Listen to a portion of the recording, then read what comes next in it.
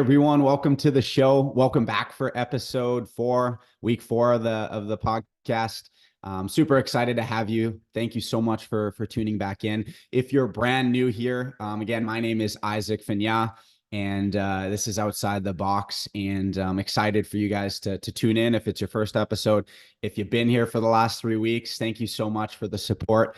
But really just getting to this week's episode, I'm excited for you. Not only because it's another episode, but because of the guest we have this week. And I'm excited for you guys to hear from him because he's been a huge part of my life. He's been a huge support. He's someone that I've known for the last several years. And I met him through my career with Cutco in the direct sales side of things. He's someone that's been in the business for 15 plus years, I believe. We talk a little bit about that in the show as well. But so much more than that. I mean, he's someone that's really shaking up the community here in the city with Chinatown. I can't wait for you guys to listen to the projects and the things that he's doing here in the city and just creating the community that he's creating right now. He's someone that has written a book. He's got his own coffee brand. He started a restaurant. He's on his way to starting his second one too, which is something that we definitely chat about inside the show. So he's doing a lot of different things, but when I distill this person down, what you always get is what's in front of you. He is always 100% all in on the people that he's around. He is a fun-loving person, and he's someone that you could never have a bad day around. And maybe you have somebody in your life that is like that you're like, your dog could have died, you had the worst day at work or troubles at home, whatever it is. You could have a terrible day, and you get around a guy like this, and he's just someone that you can't have a bad day about with the energy that he brings and the passion that he brings for life. So I'm excited for you guys to listen. Some of you on the show listening in would know him. If you don't, we'll link his socials and everything at the end so you can follow him and get to know Wilson a little bit more. But really, with that being said, I can't wait for you guys to listen to this week's episode with none other than Wilson Wong. And enjoy the show. Remember to share it with somebody that you know, someone that needs to hear this, someone that after listening to the message could really benefit from the conversation that was had. That's the easiest way to get word out about the show. Don't forget to like and subscribe if you're on YouTube down below. If you're listening on a podcast or on Spotify, then don't forget to subscribe so you don't miss on future episodes. And it's completely free and the best way to support the channel. So I appreciate you, and I can't wait for you guys to listen to this week's message. So with that being said, we'll see you inside. Wilson, I mean, it's been a while since I've talked with you about having you on the show. I think we've talked months ago about doing this, and we've had conversations, and I mean, countless times we're like, man, we should just hit record. Just now. Over and over again, and we did a few times, but we're doing it here. I mean, you could call it officially, but it's great to have you on the show. I'm super excited for the audience to hear from you because probably one of my favorite humans to talk to, if not probably top 3. I appreciate that. A lot of that just comes from your authenticity and just who you are. And Wilson's Wilson, which is really cool. And you're doing a lot of great things. I mean, to recap, I was looking at your notes you gave me. I was like, man, this guy's he's doing so many different things. I mean, from a coffee brand to running a restaurant with your partner, opening up another one right now, and then having your own book, 16 years in direct sales, which is how you and I met through Cutco. Is there anything I'm missing? Volleyball. Loving volleyball. I'm like 6 months deep into volleyball now. Yeah. It's so much fun. And then I did half a decade with the Front Row Foundation. And that was super fun because I pretty much was a genie in a bottle. I just grant wishes all the time. So that was great. I think the most wishes I grant on the charitable side was about 6 in a year. Wow. So I planned it, I evented it, I flew there, took everyone there, recorded all the footage, the filming, everything. And then I guess on the other random things would be putting my life on YouTube over the last 10 years. Right. So I'm on season 10 of my life. Season 10. Yeah. So every year is a brand new season. That's awesome. And that's it. And here we are. That's cool. Good stuff, man. When you go back to the foundation, do you have a favorite foundation like trip that you did? for a family? My favorite one was a gal named Alexa, and we went to watch Harry Styles live in the front row. Wow. In Madison Square Garden. So we got to go right through the tunnel, and just boom, right there, Harry Styles, in front row. Wow. That was super cool. That was like definition of Alexa, play. Yeah, yeah, that was great. Right? Yeah, That's it was awesome. that was my favorite wish, and then my favorite domestic one. So in Canada, that was in New York. This one would be favorite. The most memorable one was actually here local in Edmonton, where we did a princess party. Okay. And it was for a 4-year-old gal, and she was Rapunzel, and then we just hung out. Yeah, Look at that. that was it. That's my Rapunzel. favorite. There we go. And then we did like a photo shoot at a professional studio, and yeah, the charitable side of things was the most important thing in my life, and that made the biggest impact because it made me realize like life is too short for small talk, and then when we add more depth into that, like giving back to people, especially when they are braving an illness, it kind of makes you realize like everything that is wrong with you is not that big of a deal. So when you wake up and you're like feeling a little achy, I think back to Alexa who can't walk, and I'm like, man, nothing can stop me. So when I was going through, I have gout, by the way. I might not look like it, but I actually have an ailment called gout, which is pretty much severe arthritis of the joints. I remember going back to that place in my mind where it's like, man, if she can't walk, this is nothing.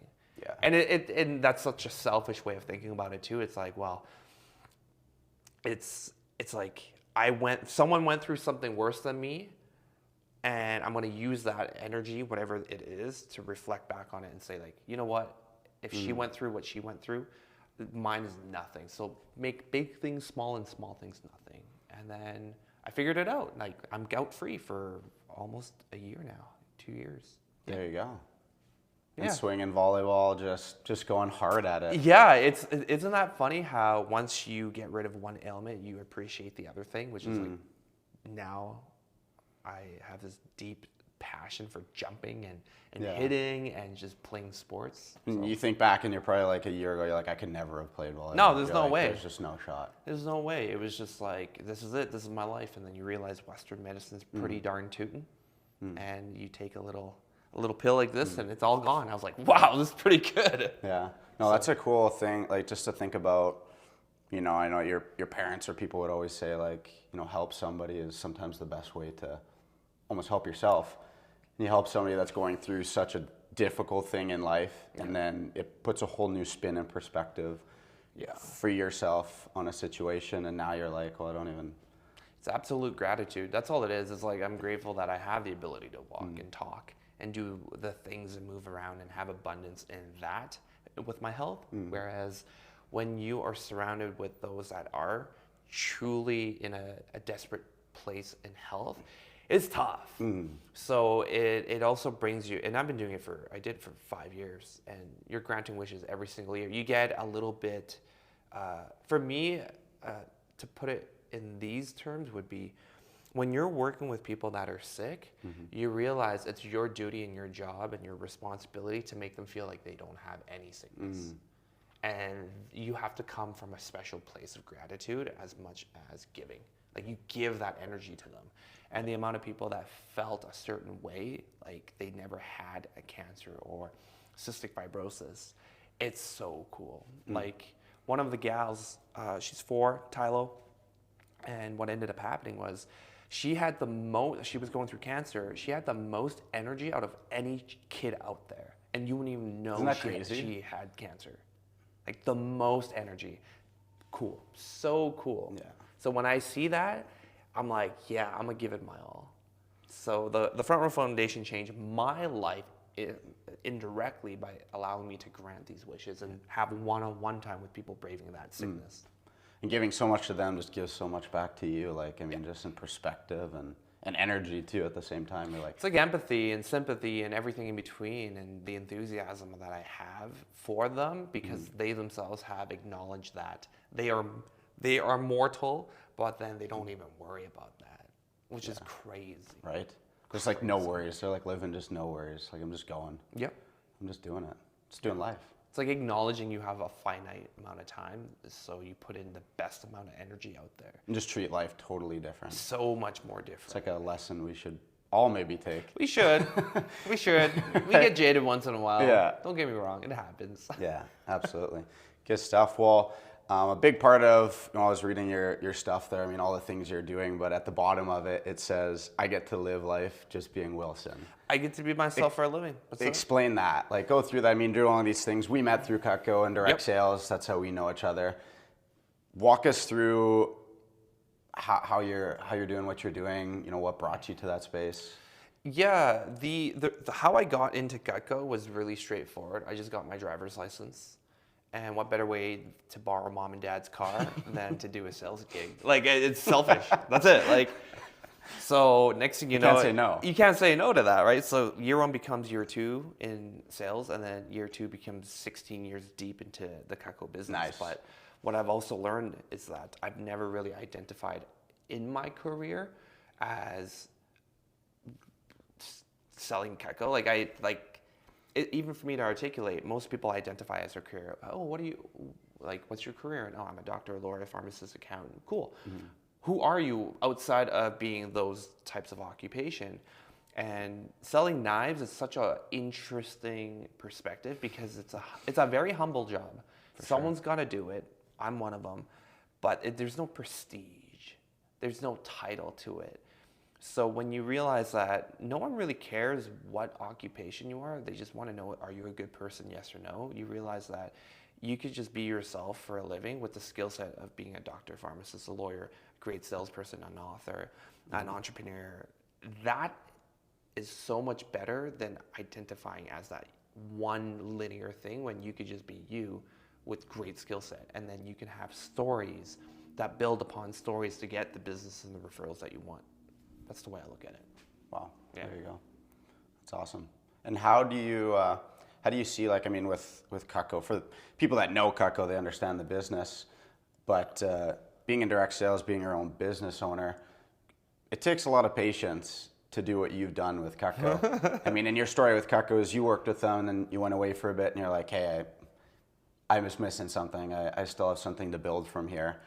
I think for the audience listening, especially young people, patience, I think, is one of the hardest things to have.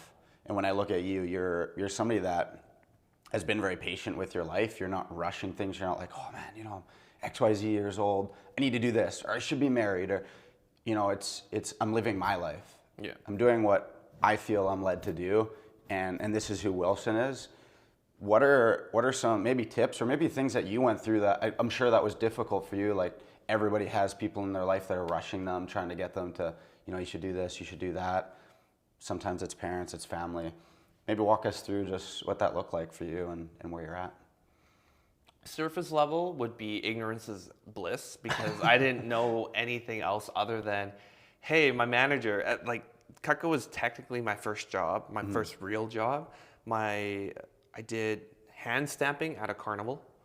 That was my job when I was 14. And then I worked at West 49 folding clothes, which is cool. I just did it for the discount. Mm-hmm. And then with Cutco, it was my first professional job where I had to suit up and you go and you make phone calls and you get sales. That was it. And my manager at the time was that this is the standard. This is what you do.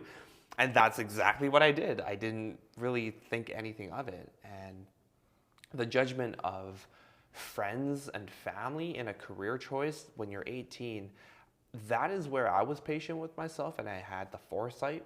So that's the surface level. Mm-hmm. The deeper, when we go into the depth of why I was so patient with myself, is because my brother has Asperger's.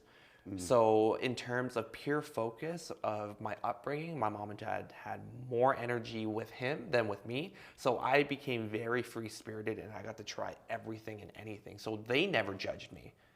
They're like, go have fun, go do your thing. And that's kind of where I fell into Cutco. I didn't grow up saying, oh, I want to be the best knife salesman of all time. And even then, I'm like, I have this, my own personal insecurities of, well, I don't want to give up, and if I do stop or retire, at least I want to retire at the top. So after 16 years, I'm not at the top yet, so I can't retire. There you go. So you just got to keep So going. I just have to keep going. Got to keep slinging knives. It's like this infinite loop. I'm approaching my $1 million milestone, which is super cool. So, I mean, at the end of it all, it's not a serious job, which is why it's been such a blessing for me, because I sell butter spreaders for a living, man.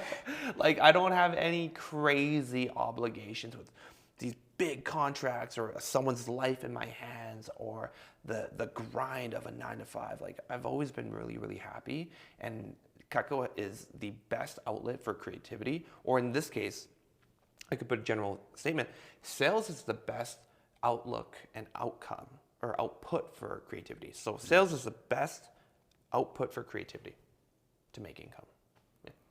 Yeah, expand on that. Like, what do you mean outlet for creativity? For people listening, what does that mean for you? So when you're in commission sales or any sales, you get an opportunity to create an idea and bring it to life. Maybe it's networking with the right person. Networking with the right person. Let me tell you this crazy story of I love skateboarding, and I skateboard to this day. I remember this one time. Add skateboarding to the list. Yeah. Oh yeah, skateboarding. I love skateboarding.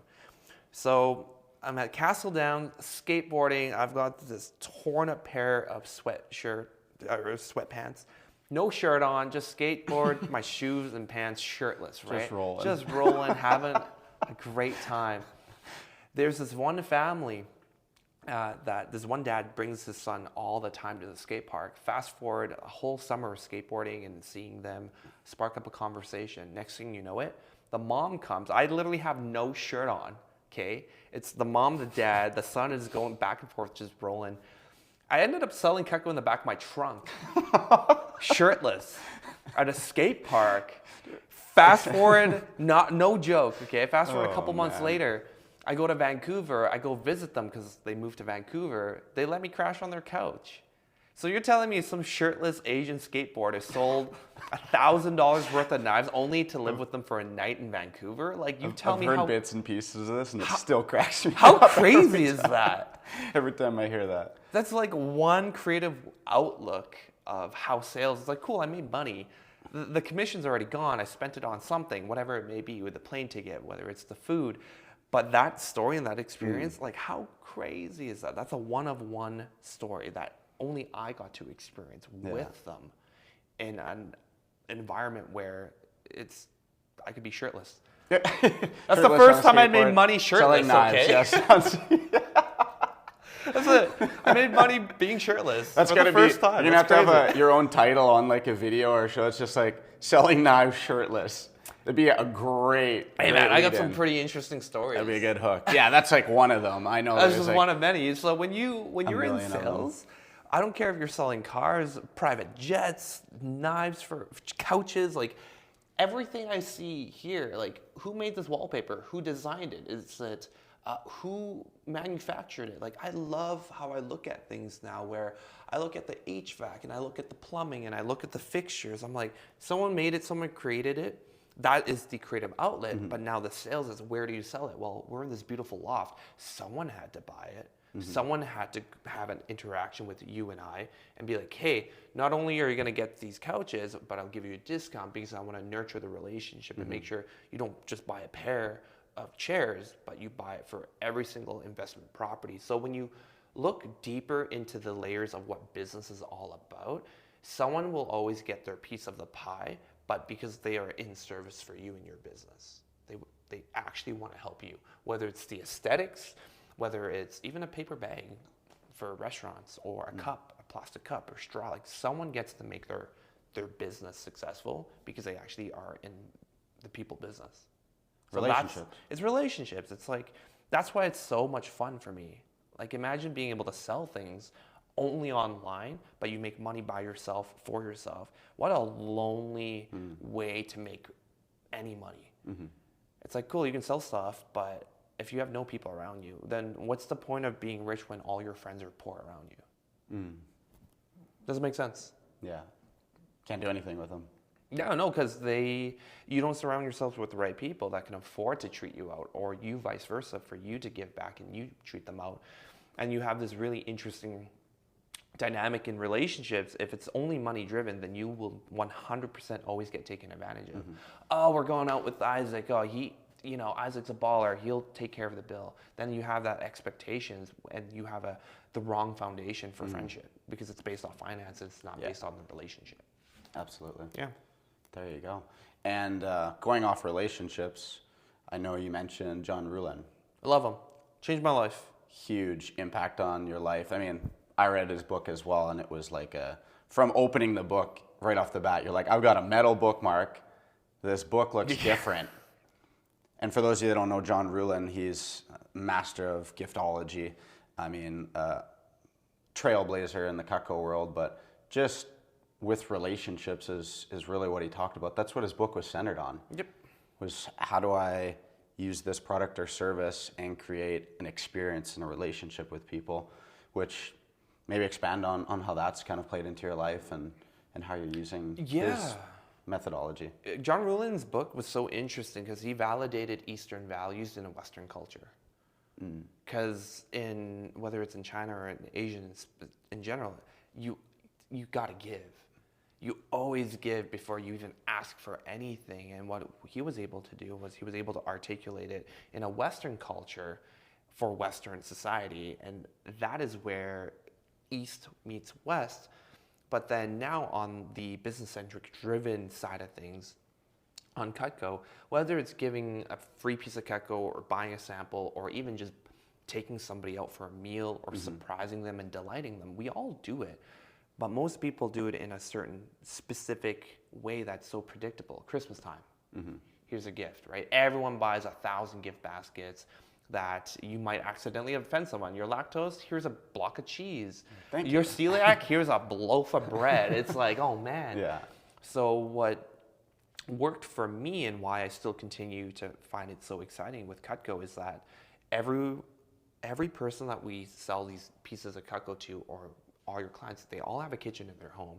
And it's just a long-standing reminder of like you and your service and your business, but they're using this knife every single day. And I just believe in it now, because everyone out there has a favorite knife because everyone has a kitchen, but sometimes that knife is of subpar quality. But what if we put your name, your number, your logo on it on like the business side, or you just make it specific, made especially for Isaac? That is so special when people end up using it. It's like, man, who gave you that knife? Oh, my buddy Wilson gave it to me. Oh, like that's such a crazy gift. What does he do? What does he do? He does this and this. Oh, I do need that service or that product. Hey, can you give me that? Give me his name. Right. And it comes from a trusted referral source. So now I'm kind of like peppering a couple different ideologies from John Ruhlin and my personality into it. It's like, cool, you delighted someone, you made yourself memorable, but now you need to have a product or service that really backs up the quality that you're giving them. Just because you give them a brand new private jet, as extreme as that, doesn't make you a good person. No. It doesn't really matter at that point, right? But let's bring it down to reality. Like I'm just someone who loves business in my city and my community, and I would love to exchange services for a product. And if you love it, great. If you love me even more and you want to refer me to your friends and family, even better. And that's it. The exchange of the finances or the service is what we're really doing it for each other. Absolutely. So that's what sales in Cutco did for me outside of just, hey, give me money, here's a product, okay, bye. Right. Versus a transactional relationship. Right. And I've been through transactional relationships. It doesn't feel good. No. It's just, cool, bye. Yeah. And that's it. Never you move remember on. it. And you just move on. There's no longevity in your business if you just do it for the money. No, absolutely. And we can all probably think of things that were like, that was gifted different, or like that item, but very few of them. Most things we get, we just like, yep. In the moment, you're like, oh, that's cool. Yeah. Forget about it, or it's gone. But there's those few things that you're like, that was different, but you're not remembering the item. You're remembering like that person, or who gave you it, or what was behind that. And there's always like this story that brings to life. So it's like a lasting impression. Yeah. And now that I've been doing it long enough, what's beautiful about it is that I have the skill set to scale my business too, based off a relationship. So if I wanted to do $1 million in gross revenue or gross commissions, let's say, then I need what, 1,000 people to buy $1,000, or I need 50 people to buy $20,000. But what I love about this concept now, when you scale it at all industries and all different types of business, it's actually achievable, because if I want one client to spend $20,000 on me, 50 clients to spend $20,000 on me, what type of service now must I accomplish? You're going to give them the best of the best, the triple S tier service, compared to, let's say you just want to sell $100 to whatever, 100,000 people. Like, one's more relationship driven and one becomes transactional driven. If there was a chart, you can definitely see it. Why would you even trust me with 20 grand?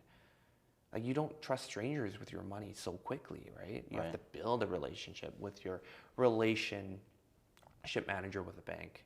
And that's what, this was off camera, but I was on the phone with the bank, just trying to see if I can get a better relationship with that manager.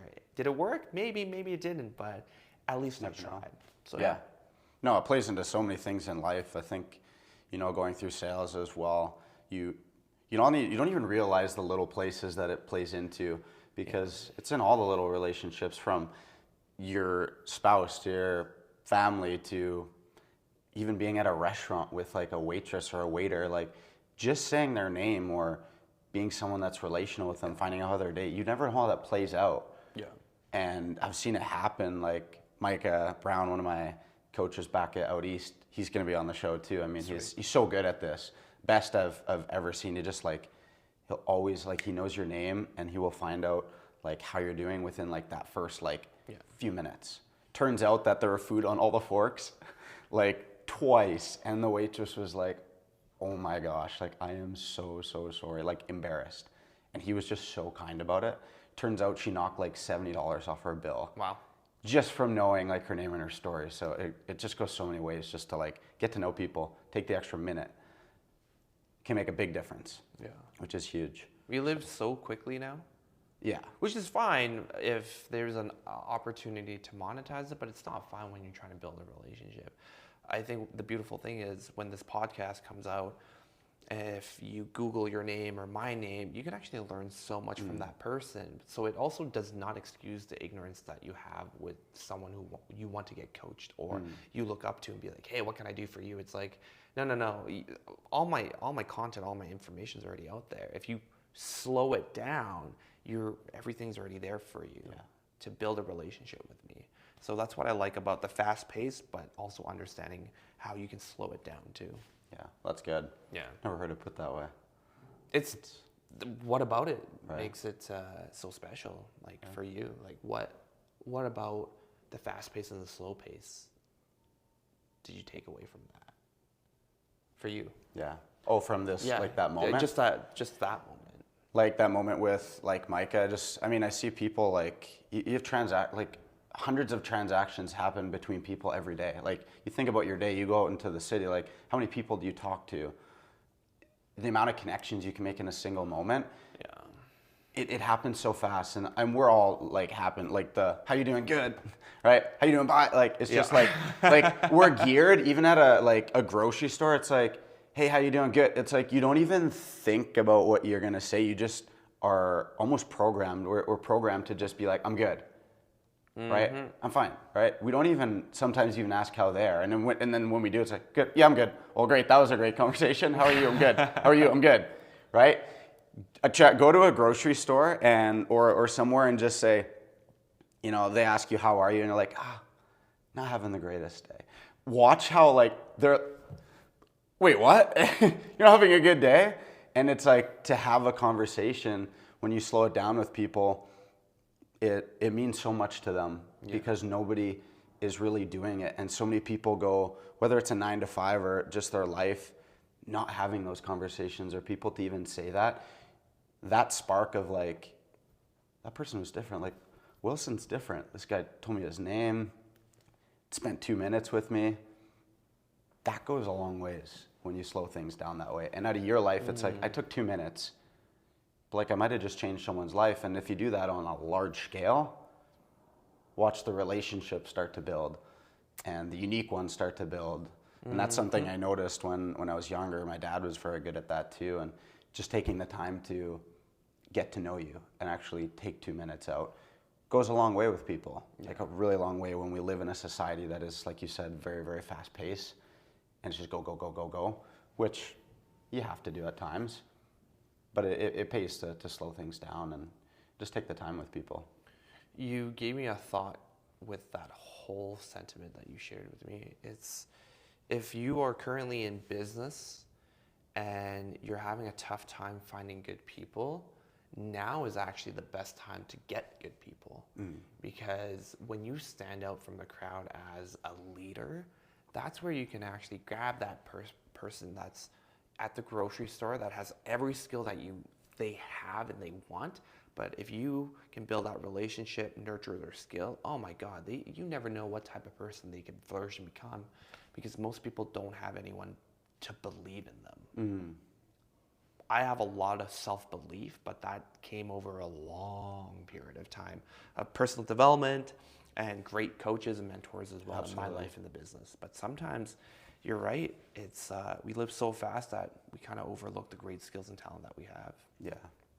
So if you're a recruiter, now is the time to build better relationships with people that have great skill. Yeah. As long as you recognize it, that's the difference between like a talent, like it's like a talent scout, right? Yeah. You look, you're like, he's really good at what he does, but there's something off about him. And versus, hey, there's this individual, he's such a great leader already, we need to nurture that. But his skills can be trained with better coaches, with better talent, and just putting him in an environment to succeed. So it's very interesting to see both ways, because I've seen people with all the money and success, but no great people around them. And I have people that have great people around them and have all the money and success. Yeah. So who do you want to be? Both, right? Right? And But why? Right. And then if you're that person that can connect the two and be like, what's the missing link? Right. And for somebody that could be just a position or just another avenue in business, and like you watch them just like sprout like crazy just because you place them in the right position. Yeah. And that takes time, and we've both had great mentors in our life through the business that took the time to take the raw, that had no idea what they were doing, but saw the hunger and the passion and the people, you know, and just plug them into the right places. And also never give up on people is a huge one. So we've both been very fortunate with that. There's a lot of displaced energy right now, and you could define energy as anything you want it to be, but in this context, the energy of skill. There's so much great talent, like so much, but sometimes they're working on their weaknesses. And the way I look at it too, I'm a big Gary Vee fan, and the one thing that he talks about is to double down on your strength. And as I continue to build my organization in my community, in my city, what I realize is like, I have a great strength, whether it's entrepreneurship, now specifically in sales, and the talking portion of it and the negotiation side of things, but I hate paperwork. But there's someone who loves paperwork, and they double down on their strength in paperwork and back end work. And if I can help them with their front end work, which is talking, and they can help me with my back end work, you have two people that complement each other. Like it's hard to, if I had to do back end work and front end work, now I'm displacing my energy. But if I just double down on what I'm really good at and be able to be influential and inspire people to help me with my back end work, but that's their strength. Oh my gosh. It brings passion to them. They're like, man, I can't wait to do this. And like, meanwhile, we're like, oh my gosh, I have to do this. Yeah, and you have to do this and this and this and this, and you get so distracted. You're like, oh my God, I don't want to do this anymore. And that's what you call burnout. Yeah. Which, when you're an entrepreneur, that's difficult. That's a really hard thing to do. Yeah. And learn. Because we've both been there where you're trying to do it all. And you're trying to spin those all. And there's periods of time where you got to spin all those plates and you've got to put it all in place. But when you can make the shift of like, I don't have to be good at everything. Yeah. I don't have to be the boss at everything. Yep. Like delegation. Like I was just at this event out in Salt Lake, and Chris Crone, I mean, you were supposed to go with that. I know you're a little bit sad. Yeah, But he's cool. a big thing he said, he's like, the number one thing that made me successful was I learned to just delegate and to let go at a high level. And now I just find the people that are the best at what they do, and I just pay them a lot of money to get them into my business and do what I need them to do, and they just thrive. Yeah. And I lead the ship, but I just get great people around me because you see me do, the YouTube and the houses and this, and he's like, I could never do that on my own, and you guys are right. He's like, I have a great team that's around me. I could never do that all. So it's a great lesson there. So I did want to go into the kind of what you're really building here in the city. Yeah, absolutely. I mean, it started with Van Lock, with the restaurant, and then had another one. I mean, you've had a journey with that. Now you're opening up another restaurant, which is starting in... It should be early spring. Spring. It's called Bow and Hair. So it's the coffee shop in the morning, speakeasy at night. And what I've learned about the community, specifically in Edmonton's Chinatown, it's a really tired community where the story is so interesting to me because I was born and raised here. My mom had a business in Chinatown. My dad had a business in Chinatown. And everyone did business in Chinatown. But what happened? Many things shift and changed over the last 30, 40 years. But what I've noticed is this. When you tell your son or daughter to be a doctor, lawyer, pharmacist, accountant, these high level professions, it's not out of spite or pressure. It's that mom and dad are immigrants and we came from nothing, and we want you to be as successful as possible so you don't have to live in poverty like what we had to do or what my mom had to do. But then when you start telling your kids to do these occupations and these careers, they actually go out and they do it, and good for them. Yeah. But what ends up happening is that you have this great urban exodus where all those Asian families that congregate and had a community together, their children started moving to the north side or the south side, or they moved away from the city. However, the language barrier of some of the aunties and the uncles and the grandmas and the grandpas, they actually still can't speak English. And that's okay because they're immigrants, right? But the reason why they didn't have to speak English is because they had a real community to rally behind them. So now, if I'm in my 30s and some of my friends are in their 30s and some of my cousins are 19, 21, 22, well, they kind of grew up in a Western culture with Eastern values, but as the months and years progress, they kind of lose that heritage. And this is where I saw many different facets of layering in the business, where if I can come back in and do an acquisition of a really popular restaurant, in this case it's banh mi, so Vietnamese submarines, that's kind of cool, and we just update their technology instead of a cash only business. Cool. Now we're going to generate a new traffic of retention of new clients, right? Client acquisition. But then if everyone doesn't want to be involved in this specific community because they think it's dangerous or it's tired, there's no money, then that's just more opportunity for me to realize, like, okay, I might be able to have a moat within a moat. And that's really cool because there's no coffee shop around the downtown core by Chinatown. No. So we're going to be the first of ever, like in the history of Edmonton's Chinatown. Okay, coffee is nothing unique, but it's needed. But then you add in something that's a little bit more modern, which is the speakeasy, the cocktail bar. Yeah. Then you have this great story where it's called Bow and Hair. I'm the boa constrictor. My business partner, Will, he's the rabbit. So I'm the year of the snake, he's the year of the rabbit. And he loves coffee. So he represents the caffeine. I represent the slow pour, which is, hey, let me be the start of your day with a coffee, but let me be the end of the night with you with your cocktail, like, and you just sip and hang out. So let me be the start of your day or the end of your night.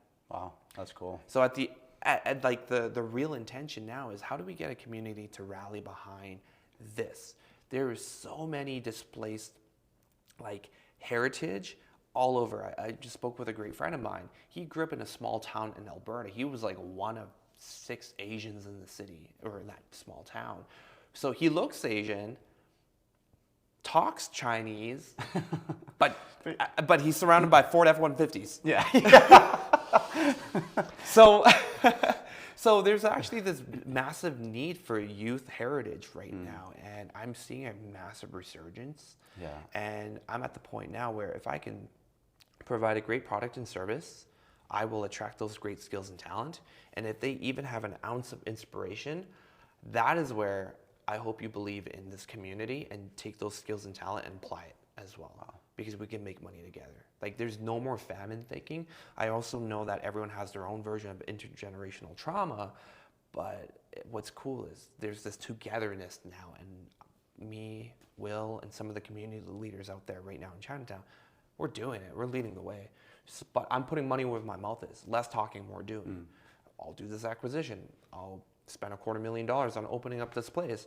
I will talk with politicians, and I will talk with the leaders in the community and be like, what do you need? What can I do? You need this? I'll just do it myself for now. Because right now, no one has that belief yet. That's it. And of course, you can make money too while giving that great product and service. So that's a very long-winded way of understanding the intergenerational trauma, to the community, to the business aspect of it, and recognizing it's the biggest opportunity right now. That's so good, man. It's crazy, right? That's so good. Yeah. It's so crazy. And what are, I mean, we've had conversations about this before, but obviously this community you said is, I mean, it's been a community that's been kind of washed away in a way and lost hope. And now you're seeing this like resurgence of younger people and people like yourself saying, hey, like, we need to build this up. Like, what are some key things that you're doing that are changing the game that way and like helping that younger generation see that and creating, what I see you do great is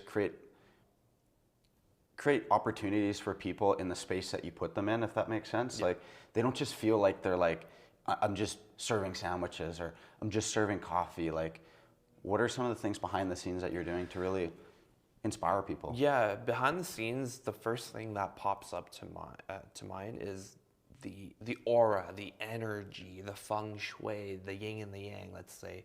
So you've been to many of my events in Chinatown. Yeah. And it's popping. Yeah. Like, it's super fun. But why is it? Like, how were we able to attract that? It actually comes from not only me, but it's my staff. So this is the craziest way of hiring people. I recommend it to everyone. Definitely takes a lot of effort and energy and a lot of commitment to servant leadership. But if you want to work for Wilson, you need your cover letter, easy. Resume, easy. Yeah. But I have a minimum requirement of 100 goals, dreams, and aspirations. I need a list of 100 things. Amazing.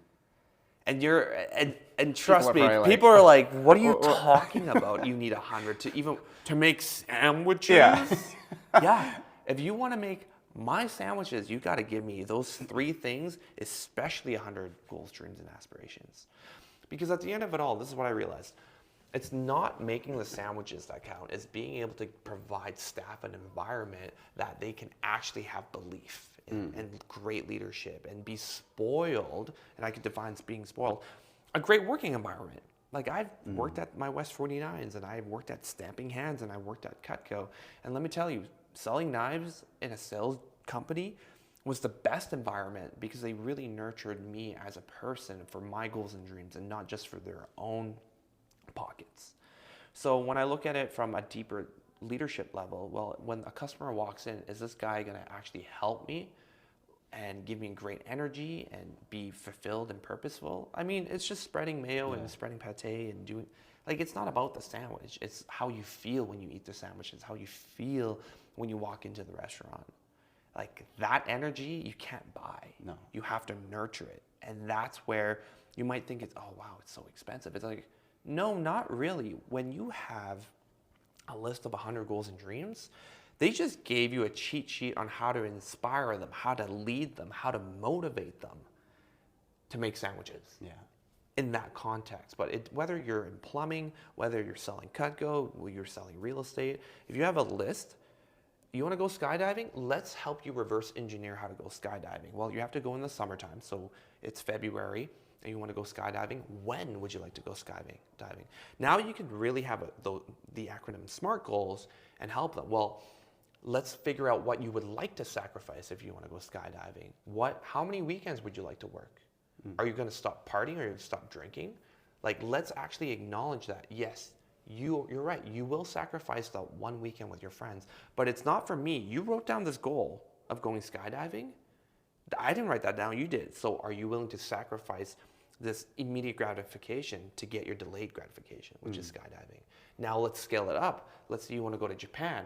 Well, how much is Japan going to cost? Because what I realized, it only costs two things, time or money, to get what you actually want. Maybe both. Let's say you want to be a better guitar player or learn a new instrument. Well, it's cheap because you have to buy the instrument, and then if you don't buy the instrument, then you already got one donated. Cool, it's free. But then you need to spend time on it. Yeah. So if you want to go skydiving, is that a time thing or is that a money thing? It's mostly just a money thing. But if you want to have an experience to go to Korea or Japan, it's going to be both. You're going to have to not only save up the money, but you're also going to have to plan everything you want to do, and that takes time and money. Yeah. So if you break it down to the simplest form, it's just time and money, but at least you have a list to help your staff achieve all those things. One of the girls went to Iceland. It's making sandwiches. Yeah. She's like, I want to go to Iceland. Cool, let's figure out when you're going to go. And she worked her butt off to afford to go to Iceland. Okay, cool. I need you to leave. Get out of here. Because that's my goal as a leader. It's like, I actually need you to accomplish your goal and then come back, because you're going to come back more inspired with better stories. And when you're inspired and you have better stories, the customer interaction is going to be at such a different level. That's so good. Isn't that crazy? That's so good. So I need you to leave. Like, I need you to You need to go. I actually need you to go. Yeah. So That's so good, man. and then what ends up happening is this positivity, this enthusiasm that the staff gives off. They're going to be like, man, when I come into this store or this shop, why is it so awesome? Yeah. And then you realize every single one of my staff has 100. They're killers. Like, they are gold. Like, they hit their goals. But on a micro level, on a foundational level for their self-esteem as a one-on-one, they have a proven track record of success. They're not failures. They have so much belief in themselves that, like, hey, you had 100 goals. How many goals did you do this year? Oh, I did 15. I did 20. They're like, cool. First off, you need to add 20 more because you're under 100. Yeah.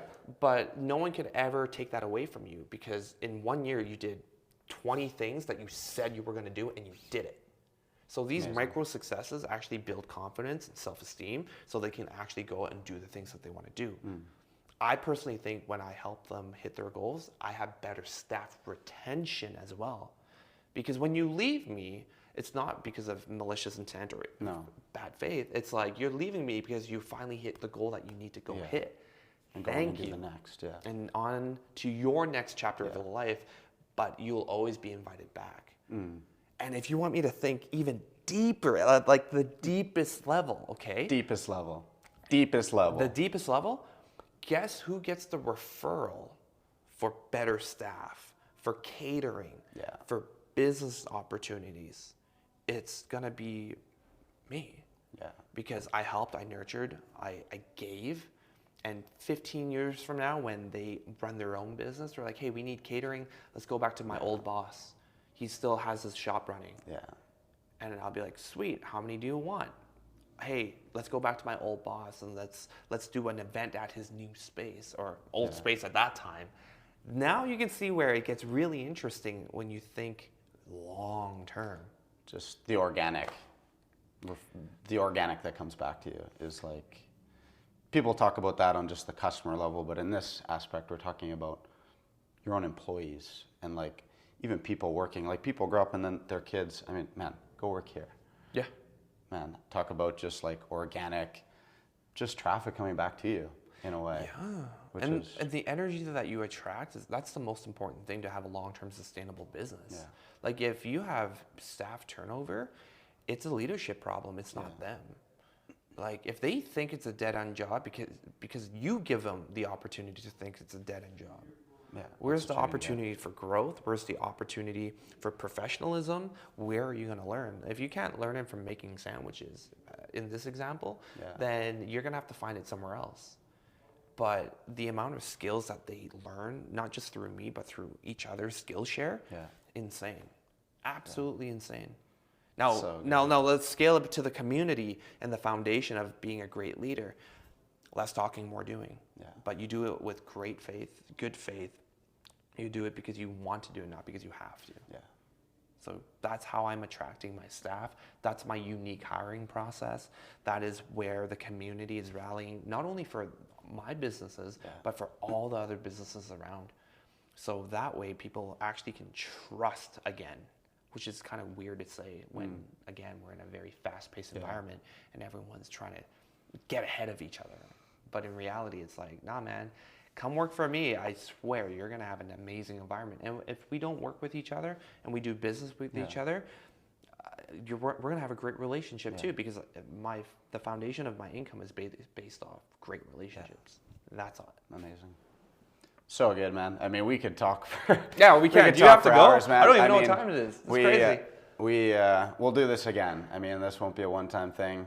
You'll definitely be back on the show, but I appreciate you sharing what you did. I mean, that last little bit there was that was a gold mine about building just community and just relationships with people and locking arms with people and saying we can do this together, because what people need to see is an opportunity that they can grow here, they can do amazing things here. Yeah. And like you said, it's not about the sandwich. It's like, I know through this sandwich, let's say, man, making amazing sandwiches, I could get here and then get to this next destination. That's what people look for. So that's truly awesome. We always end the show with, I call triple threat. Now, I'm probably going to have to change this because I need more questions than just 3. Like Jay Shetty, one of my favorite guys to listen to in terms of podcasts, he has On Purpose. He does the Fast 5, but I got to come up with a different name than the Fast 5, but we're going to do triple threat for now. I love it. So one rule is you have to answer the question in either like one word or one sentence as best you can. Okay. So whatever comes to mind. Okay, as quick as I've you never can heard with these questions before. I know, so you never heard them, so they're going to fly at you. This is going to be crazy. Okay, so, and I might add a 4th one in there. Okay. So the first one is, what's the worst advice you've ever gotten? Stole this from Jay Shetty. You should lie, cheat, and steal. Eddie Guerrero from wrestling. There you WWE. go. There you go. Lie, cheat, and steal. What is the best piece of advice you've ever gotten? The best piece of advice I've ever gotten is write down 100 goals and dreams. There you go. Yeah.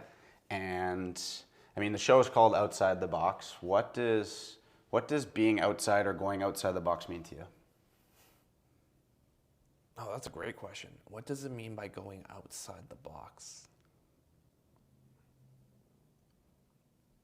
You're gonna have to edit this one. Oh my God, that's a great. What does it mean? What, like, just specifically? What does it mean to you? Business when or you hear professional? it could be either. To you, when you hear the term "get outside the box" or live life outside the box, what does that mean to Wilson? You should have fun and make money. You should monetize fun. Monetize fun. You should monetize fun. There we go. That's a good one. And the 4th one is, what's one thing that maybe you knew or was like something that you felt was right when you were younger, like, oh, this is how you're supposed to do it, and now you're like, man, I had it all wrong. Oh man. Entitlement. Expand on that. You can expand on that. Okay, I can expand on that. You think that you are entitled to many things because you're young and you're full of energy in life. Fair enough. But then the older you get, you realize entitlement is the worst thing you can have. Is that no one's going to save you. Yeah. No one's going to save you. Everything you do is on you. It's not your mom, not your dad, not your friends. It's going to be on you. So when you're entitled, you think the world owes you something, but it's the opposite. You must serve the world. Yeah. That's good. I'm glad I let you expand on that one. Oh, thank you. That's awesome. You're going to be like, entitlement. There we go. Yeah. No, they're like entitled. They're like, wait. No, that's... It doesn't have to be that deep, but I think about it. Like, It's true, man. I remember getting called out for being entitled, and I was like so happy they called me out on that because I never knew. Yeah. Like, I was so ignorant to the fact that I was entitled. I was like, thank you for letting me know. And it gave me better self-perspective. And now I catch myself if I'm like, am I being entitled right now? And if I'm not, great. If I am, I'm like, ooh, I better dial that back. Better dial that back because it's unattractive. Yeah. It's very unattractive. Yeah, absolutely. And keeps you back from actually like your potential and going after it because you feel like you're just going to get it. And when it doesn't come, you pout. You pout, the complaining comes in. So that's good, man. Well, last thing is, I mean, how can people connect with you? What's the best way for people to learn from you? Yeah, here's my phone number, my SIN number, my my address. This is the part where Stick to the socials. Stick to the socials. Oh, just social? Oh, okay. Whatever you want to share there. Number, that works too. But what's the best way for people to, follow you, really Here's learn outside from the you box. along? Here's outside the box. Okay, outside the box. Add me on LinkedIn, Wilson Wong. LinkedIn. There you go. Right off the bat. And if you don't have LinkedIn, Instagram is Wilson Wong is epic. Such a fitting name. Right now, vanlock.ca is the Vietnamese submarine business. And that's it. Wilson Wong on YouTube as well. YouTube, Instagram, Wilson 10th Wong. season. And now I'm on my 10th season. So you can go all the way back when I was like 24. So there we go. Amazing. Thank you. Okay, Wilson, thank you so much. Appreciate it, man. There we go. That was a good handshake. That was better than the last one we had on the show. That's not good. Hey everyone, thank you so much for tuning in. I hope you enjoyed the episode. As always, be sure to like and subscribe down below. It means the world to me. It's totally free and is by far the best way to support the channel and get the word out. But more than that, please share this episode with somebody that you know would benefit from it and really needs to hear today's message. And reminder, a new episode drops every Monday, so be on the lookout for that. Other than that, have a great rest of your week, crush it, and don't forget to get outside the box. We'll see you on the next one.